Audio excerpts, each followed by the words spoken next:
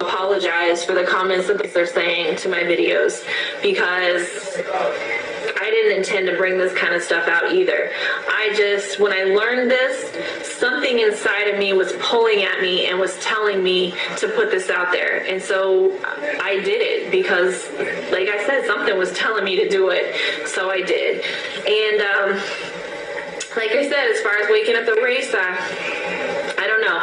Maybe given time, some people will stumble on my video and they will be just as ignorant as I was, and it'll help wake them up to see the truth. So that's what I'm hoping. So,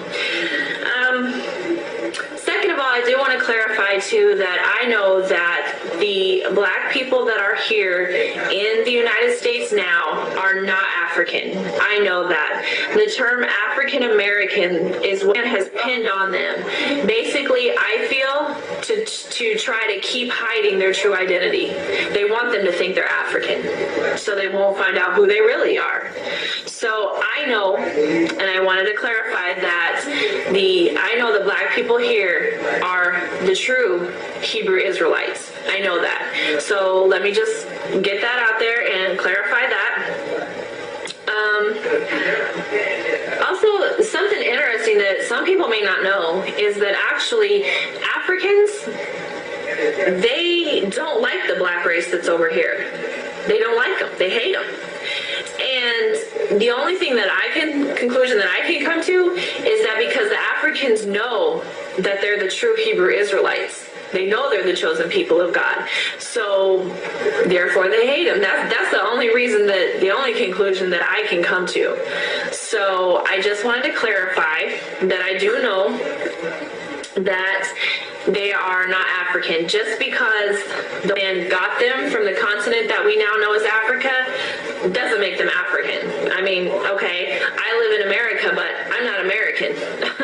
I mean, it was not my choice to be here, and I don't like it here. Simple. I mean, that's just being honest. So, like I said, just because they were brought from the continent of Africa doesn't make them African. And I wanted to read something. It's from a book called From Babylon to Timbuktu. And if you can get this book, I would encourage it because it's really interesting. There's a paragraph, here on page 84.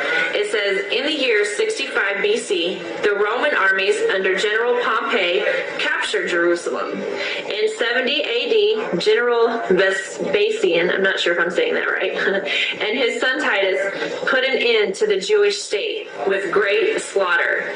During the period of the military governors of Palestine, many outrages and atrocities were committed against the residue of the people. During the period from Pompey to Julius, it has been estimated that over 1 million Jews fled into Africa, fleeing from Roman persecution and slavery. The slave markets were full of black Jewish slaves. So that shows you right there exactly how the Hebrew Israelites got into Africa. And it just reiterates my point about them not being African just because that's where they were at. And also one other thing is, it's not coming from the Bible, it's coming from the Bible dictionary. And under Ham, it says, the youngest son of Noah, born probably about 96 years before the flood, and one of 8 persons to live through the flood. Now this is the key point. He became the progenitor of the dark races, but the Egyptians, Ethiopians, Libyans, and Canaanites. So anybody who wants to try to say that the black race, they come from Ham, that's not true. That is not true. He was a progenitor of all the other dark races, just not the Hebrew Israelites. Also, I want to clarify too that I know Christ is black. I know it. I tried to bring it out in my video. I don't know if I didn't do a good enough job, but I do know that.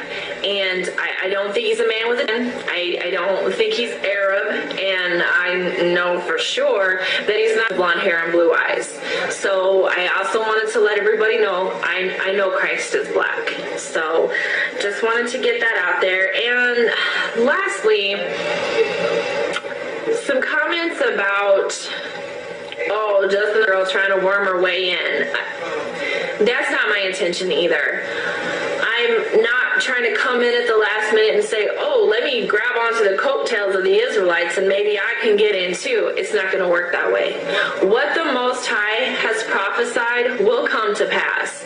And he has prophesied that I will be a maidservant in the next life. So the Bible says he's never changing. So no matter what I come in and say or do at the last minute, it's not going to change that.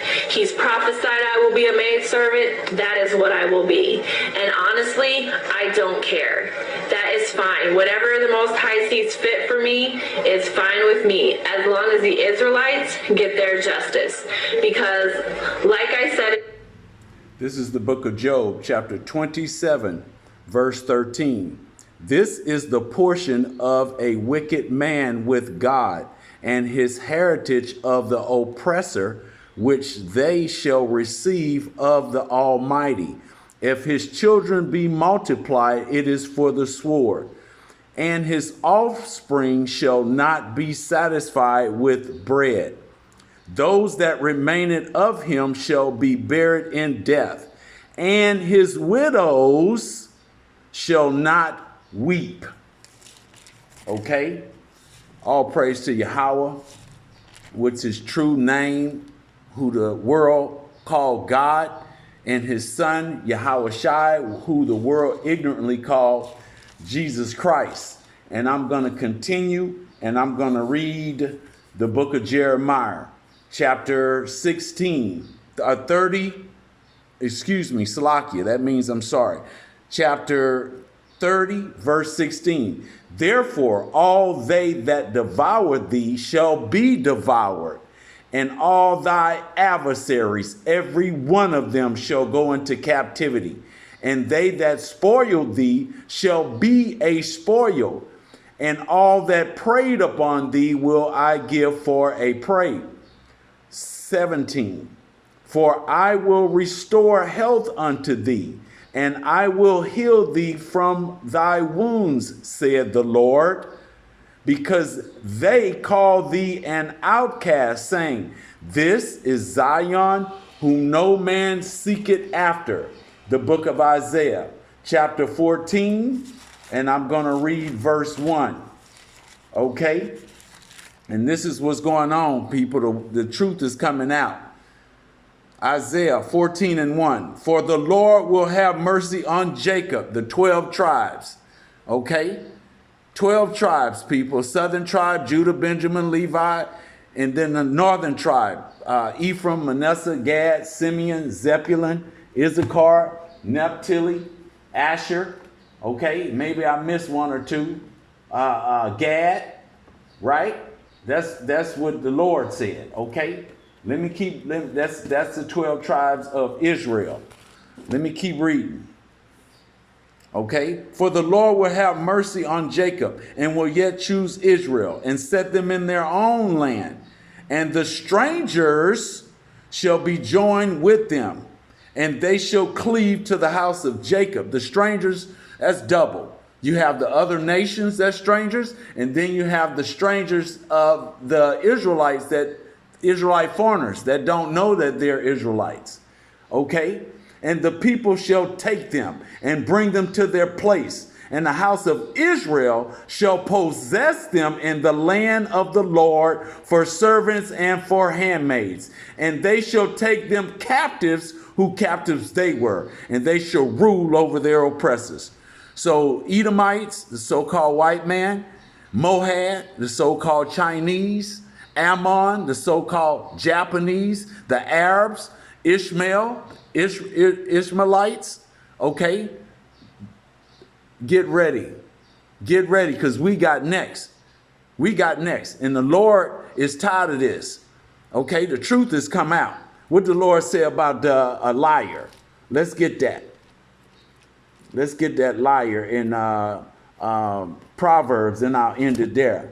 The book of Proverbs, chapter 19.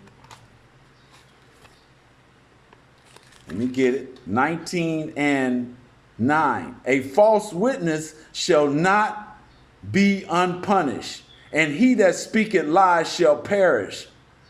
Delight is not seemingly for a fool, much less for a servant to have rule over princes. Okay, because we're the prince of the Lord. Okay, when Yahushua come back here, he's going to put everything back in order. All right? So I'm going to give, again, all praise and honor to Yahweh, by Hashem Yahushua, and much respect, double honors to the apostles, elders, okay, of Great Millstone, and also the Battle Axe and like-minded brothers that's into this truth and teaching with truth and sincerity, is risking their freedom and lives to do so. That's all over the earth scattered. Okay, much respect to the like-minded, all right, and sisters. So I'm going to say again, Shalom.